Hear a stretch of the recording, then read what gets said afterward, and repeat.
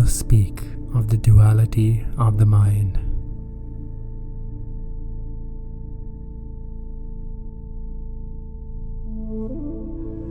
A great master once said,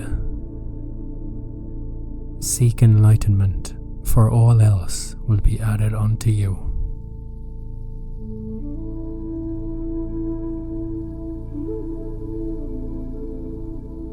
Enlightenment's worst enemy is the I. It is necessary to know that the I is a knot in the flow of existence, a fatal obstruction in the flow of life, free in its movement.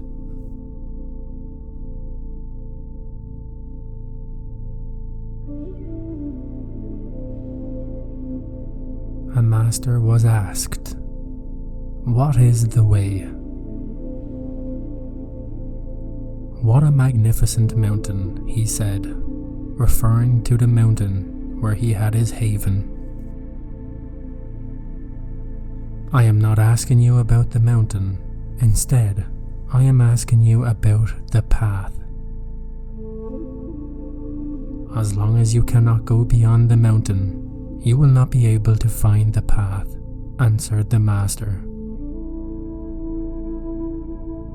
Another monk asked the same question to the same master. "There it is, right before your eyes," the master answered him. "But why can I not see it?" "Because you have egotistical ideas," the master said. "Will I be able to see it, sir?" "As long as you have dualistic vision and you say, 'I cannot,' and so on, your eyes will be blinded by that relative vision. For when there is no I or you, can it be seen? When there is no I or you, who wants to see it?"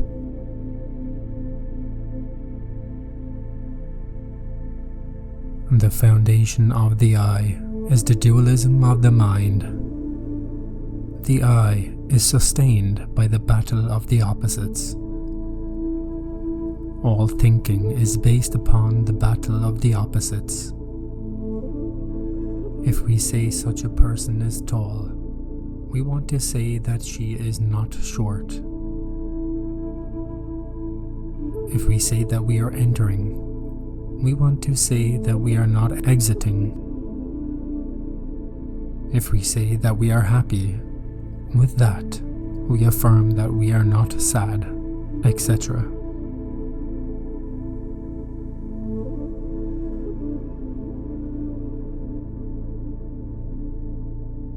The problems of life are nothing more than mental forms with two poles, one positive and the other negative.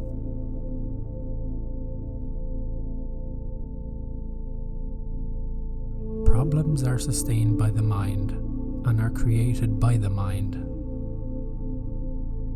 When we stop thinking about a problem, inevitably the latter ends.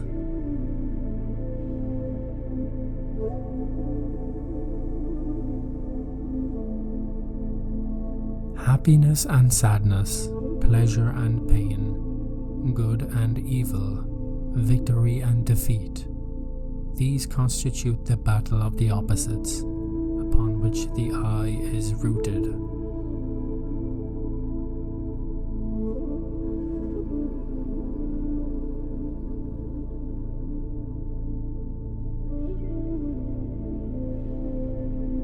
We live our entire miserable life going from one extreme to another. Victory, defeat, like, dislike, pleasure, pain, failure, success, this, that, etc. We need to free ourselves from the tyranny of the opposites. This is only possible by learning how to live from moment to moment without any type of abstractions without any dreams and without any fantasies.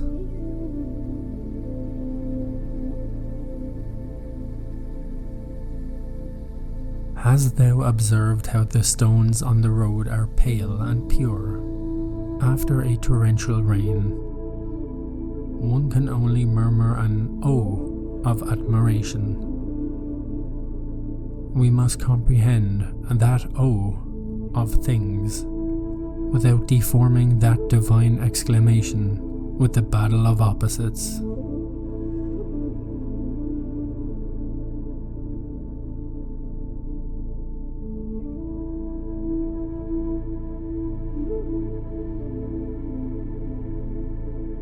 Joshua asked the Master Nansen, "What is the Tao?"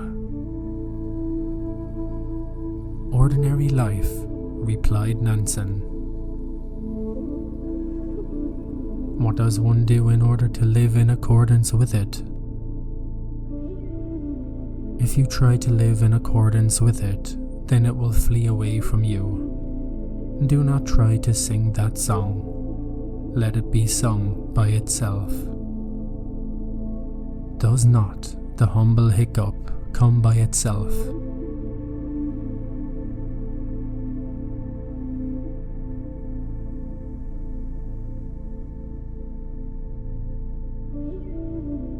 Remember this phrase: Gnosis is lived upon facts, withers away in abstractions, and is difficult to find even in the noblest of thoughts.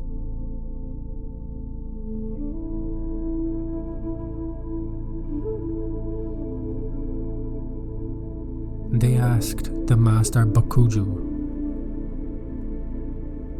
"Do we have to dress and eat daily? How can we escape from this?" The Master replied, "We eat, we get dressed." "I do not comprehend," said the disciple. "Then get dressed and eat," said the Master. This is precisely action free of the opposites. Do we eat? Do we get dressed? Why make a problem of that? Why think about other things while we are eating and getting dressed? If you are eating, eat. If you are getting dressed, get dressed. And if you are walking on the street, walk, walk, walk. But do not think about anything else. Do only what you are doing. Do not run away from the facts. Do not fill them with so many meanings, symbols, sermons, and warnings. Live them without allegories. Live them with a receptive mind from moment to moment.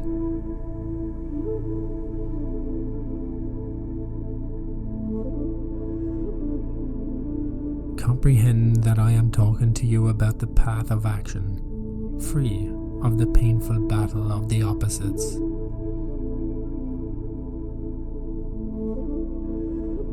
I am talking to you about action without distractions, without evasions, without fantasies, without abstractions of any kind. Change thy character, beloved, change it through intelligent action, free of the battle of the opposites.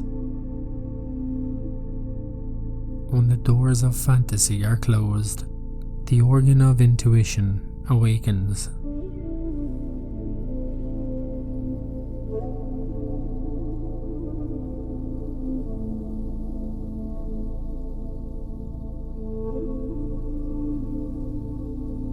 Action, free of the battle of the opposites, is intuitive action, full action, for where there is plenitude, the I is absent.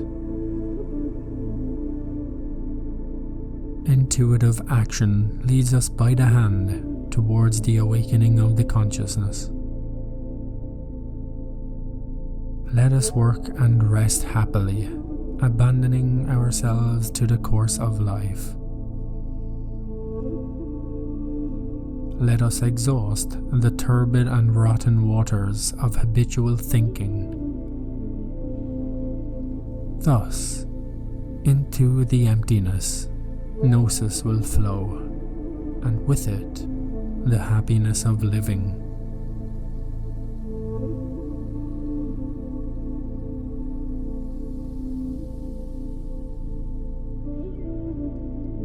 This intelligent action, free of the battle of the opposites, elevates us to a breaking point.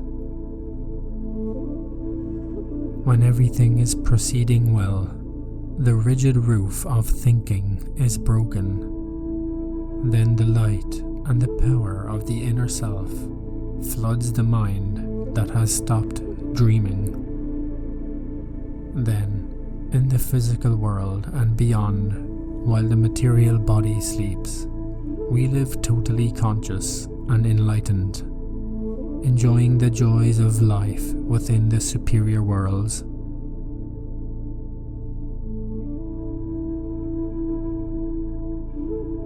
This continuous tension of the mind, this discipline, takes us towards the awakening of the consciousness. If we are eating and thinking about business, it is clear that we are dreaming.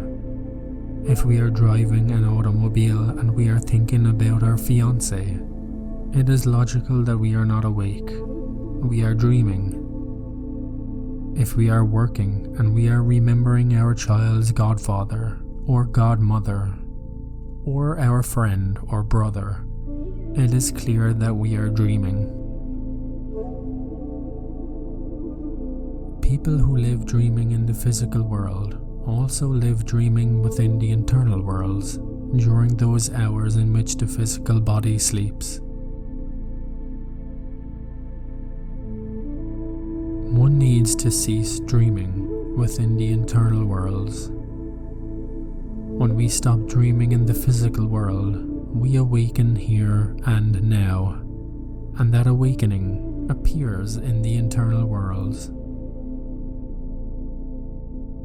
First seek enlightenment, and all else will be added unto you.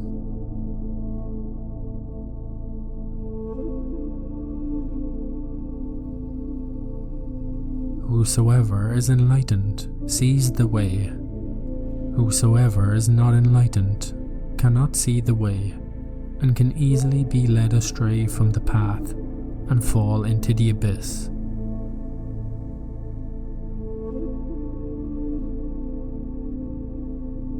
Tremendous is the effort and the vigilance that is needed from second to second, from moment to moment, in order to not fall into illusions. 1 minute of unawareness is enough for the mind to be already dreaming about something else, distracting it from the job or deed that we are living at that moment. When we are in the physical world, we learn to be awake from moment to moment. We then live awakened and self-conscious from moment to moment in the internal worlds, both during the hours of sleep of the physical body and also after death. It is painful to know that the consciousness of all human beings sleep and dreams profoundly, not only during the hours of rest of the physical body, but also during that state, ironically called the vigil state. Action, free of mental dualism, produces the awakening of the consciousness.